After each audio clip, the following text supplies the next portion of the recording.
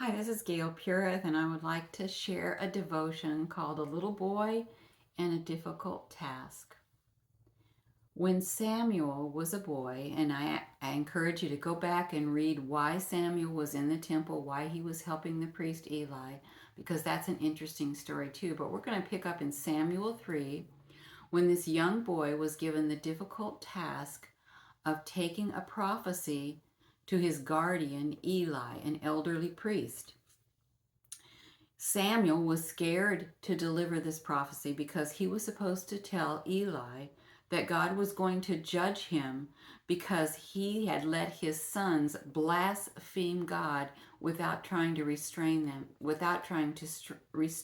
at all.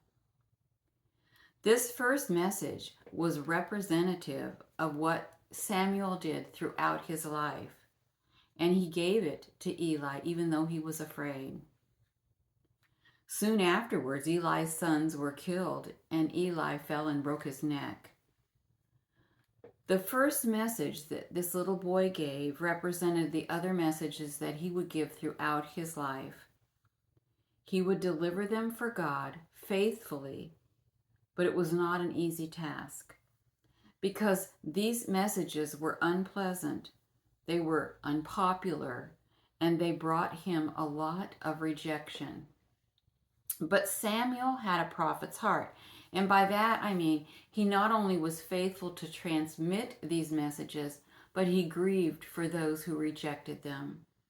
We find that in the situation with King Saul in 1 Samuel 15, where Samuel had to give Saul the message that he was no longer going to be anointed by God, that after he gave that message, it says that the rest of his life he grieved for Saul.